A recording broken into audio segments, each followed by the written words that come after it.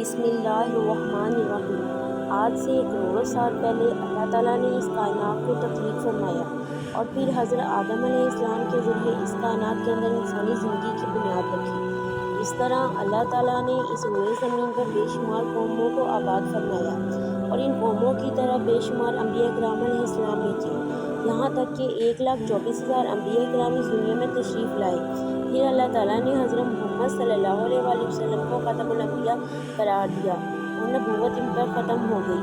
تمام انبیاء کرام علیہ السلام اپنے اپنے وقت پر دنیا میں تشریف لائے اور وہ واپس چلے گئے، لیکن 4 انبیاء ایسے ہیں جو آج بھی زندہ ہیں، جو لوگوں کو ہدایت کی طرف بلاتے ہیں۔ یہ 4 انبیاء کرام علیہ السلام کون کون سے ہیں اور اللہ تعالیٰ نے ان انبیاء کرام علیہ السلام کو کس وجہ سے زندہ رکھا ہے؟ ناظرین، جانیے اس ویڈیو میں۔ ویڈیو کو اینڈ تک لازمی دیکھیے گا۔ ناظرین، پہلے نبی جن کو اللہ تعالیٰ نے زندہ رکھا ہوا ہے، جن کے زندہ رہنے کا ذکر قرآن پاک میں بھی ملتا ہے، یہ حضرت عیسیٰ علیہ السلام ہے۔ جس قوم کی طرف حضرت عیسیٰ علیہ السلام کو مبعوث کیا وہ قوم یہودی تھی، جن کی کتابوں میں لکھا ہوا تھا کہ اللہ تعالیٰ کا ایک نبی آئے گا جو یہودیوں کے دین کو ختم کر دے گا۔ اس ڈر کی وجہ سے یہودیوں نے حضرت عیسیٰ علیہ السلام کو قتل کرنے کا منصوبہ بنایا۔ حضرت عیسیٰ علیہ السلام یہودیوں کو دین کی طرف دعوت دیتے رہے، لیکن وہ بدبخت لوگ اپنی ضد پر اڑے رہے اور انکار کرتے رہے۔ جب حضرت عیسیٰ علیہ السلام مایوس ہو گئے تو انہوں نے سب یہودیوں کو جمع کیا اور کہا کہ آپ لوگ اللہ تعالیٰ کے دین پر ایمان لے آؤ، تو سوائے 10 یا 12 لوگوں کے باقی سب نے ان کا انکار کر دیا اور حضرت عیسیٰ علیہ السلام کے قتل کا منصوبہ کرنے لگے۔ اس منصوبے کی تکمیل کے لیے انہوں نے طوطیانوس نامی شخص کو مقرر کیا۔ جب وہ شخص حضرت عیسیٰ علیہ السلام کے گھر کی طرف قتل کے ارادے سے جا رہا تھا تو اللہ تعالیٰ نے اپنے فرشتے کو بھیج کر حضرت عیسیٰ علیہ السلام کو آسمان پر بلوا لیا۔ صبح ہوئی تو اہل یہود طوطیانوس نامی شخص کا انتظار کرنے لگے۔ جب کوئی خبر نہ ملی تو وہ سب حضرت عیسیٰ علیہ السلام کے گھر کی طرف روانہ ہو گئے۔ جیسے ہی وہ لوگ گھر میں داخل ہوئے، انہوں نے حضرت عیسیٰ علیہ السلام کی شکل کا ایک انسان دیکھا جس کا چہرہ تو حضرت عیسیٰ علیہ السلام سے ملتا تھا، مگر جب وہ اس شخص کو قتل کر چکے تو انہوں نے پہچانا کہ یہ ہمارا ہی بھیجا ہوا بندہ ہے۔ اس بات پر اہل یہود 2 گروہوں میں تقسیم ہو گئے اور آپس میں لڑائی اور قتل غارت شروع کر دی۔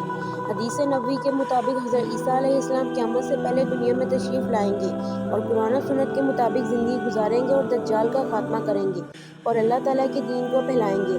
آپ کو مدینہ کی سرزمین میں دفن کیا جائے گا، اور جن لوگوں کو یہ لگتا ہے کہ معاذ اللہ حضرت عیسیٰ علیہ السلام قتل ہو گئے ہیں، وہ دائرہ اسلام سے خارج ہیں اور کفر و شرک کر رہے ہیں۔ ناظرین کرام، اب بات کرتے ہیں دوسرے نبی جو کہ حضرت خضر علیہ السلام ہیں۔ حضرت خضر علیہ السلام ظاہری طور پر اس دنیا میں تشریف لائے گئے ہیں۔ جب دجال ظاہر ہوگا اور لوگوں کو اللہ کے دین سے دور کرے گا، تب حضرت خضر علیہ السلام لوگوں کو اللہ کے دین کا حکم دیں گے۔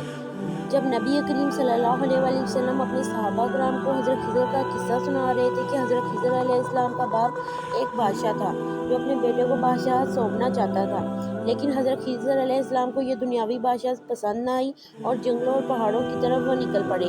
وہاں انہوں نے ایک چشمہ کا پانی پیا جسے آب حیات کہتے ہیں۔ روایات کے مطابق حضرت خضر علیہ السلام بہت ہی نیک اور درویش انسان ہیں جو آج بھی اللہ تعالیٰ کے حکم سے مصیبت زدہ لوگوں کی مدد کر رہے ہیں۔ ناظرین کرام، تیسرے نمبر پر حضرت الیاس علیہ السلام آتے ہیں۔ حضرت الیاس علیہ السلام کو ایک نورانی گھوڑے پہ بٹھا کر آسمانوں کی طرف لے جایا گیا ہے۔ حضرت انس رضی اللہ تعالیٰ عنہ روایت کرتے ہیں کہ میں اور رسول اللہ صلی اللہ علیہ وسلم ایک پہاڑ سے گزر رہے تھے کہ ایک آواز سنی کہ یا اللہ مجھے محمد صلی اللہ علیہ وآلہ وسلم کا امتی بنا دے۔ آپ صلی اللہ علیہ وآلہ وسلم نے حضرت انس رضی اللہ تعالیٰ عنہ سے فرمایا کہ جاؤ پتہ کرو یہ آواز کہاں سے آئی ہے اور کون ہے وہ۔ حضرت انس رضی اللہ تعالیٰ عنہ جب اس پہاڑ کے اندر پہنچے تو ایک سفید پوش لباس بزرگ اللہ تعالیٰ کی عبادت میں مشغول تھے، اور جب انہوں نے مجھے دیکھا تو کہا کہ تم محمد صلی اللہ علیہ وسلم کا صحابی ہے، حضرت محمد صلی اللہ علیہ وآلہ وسلم کو میرا سلام دینا اور ملنے کی درخواست کرنا۔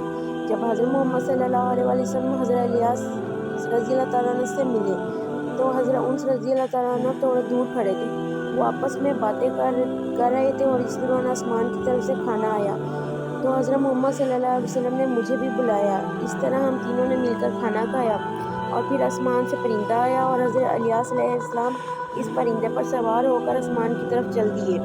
روایات کے مطابق رمضان المبارک میں حضرت خضر علیہ السلام اور حضرت الیاس علیہ السلام عمرہ بھی کرتے ہیں اور حج کے دنوں میں حج بھی۔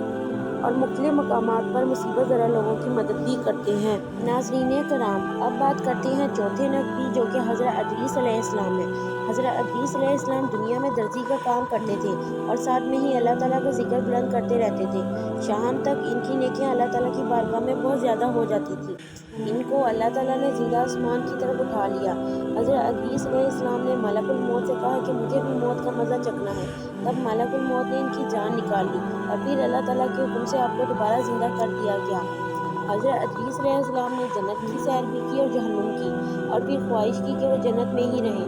تب اللہ تعالیٰ نے ان کو جنت میں ہی رکھنے کا حکم دیا، اور آج بھی حضرت ادریس علیہ السلام جنت میں زندہ موجود ہیں۔ اللہ تعالیٰ سے دعا ہے کہ اللہ تعالیٰ ہمیں اپنی فرما برداری میں زندگی گزارنے کی توفیق عطا فرمائے۔ آمین۔